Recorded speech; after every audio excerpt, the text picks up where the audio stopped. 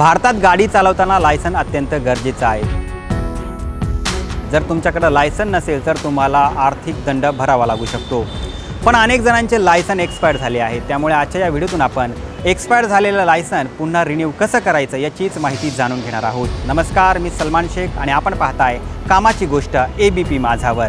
भारतात वाहन चालकासाठी driving licence असणे आवश्यक आहे। जर तुम्ही ड्रायव्हिंग लायसन शिवाय गाडी चालवताना पकडले गेला तर तुम्हाला मोठा दंड भरावा लागू शकतो। अशातच आपल्या देशातील अनेक राज्यांमध्ये ड्रायव्हिंग लायसनची वैधता कालावधी 20 वर्ष किंवा चालकाच्या वयाच्या 50 वर्षापर्यंत देतात। पण जर तुमचं ड्रायव्हिंग लायसन एक्सपायर झालं असेल तर तुम्ही सोप्या पद्धतीने घर बसल्या ऑनलाईनरित्या तो रिन्यू करू शकता। आता ड्रायव्हिंग लायसन नेमकं रिन्यू कसं करायचं ते आपण समजून घेऊया।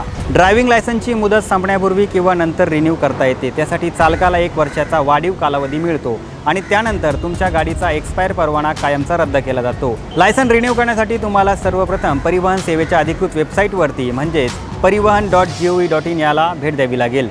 यानंतर तुमच्या वेबसाईटवरती होम पेजवरती तुम्हाला ऑनलाईन सेवांवरती क्लिक करावं लागेल। त्यानंतर ड्रायव्हिंग लायसन संबंधित सेवांवरती क्लिक करा। आता तुमच्यासमोर एक नवीन पेज उघडेल। या पेजवरती अनेक पर्याय तुम्हाला दिसेल, पण तुम्हाला अप्लाय फॉर DL रिन्यूअल या पर्यायावरती क्लिक करायचं आहे। यानंतर तुमच्यासमोर एक नवीन पेज उघडेल ज्यामध्ये अर्ज सबमिट करण्याच्या सूचना दर्शविल्या जातील। येथे तुम्हाला अर्ज किंवा तपशील काळजीपूर्वक भरायचा आहे। त्यानंतर तुम्हाला तुमची आवश्यक कागदपत्रे वेबसाईटवरती अपलोड करावी लागेल।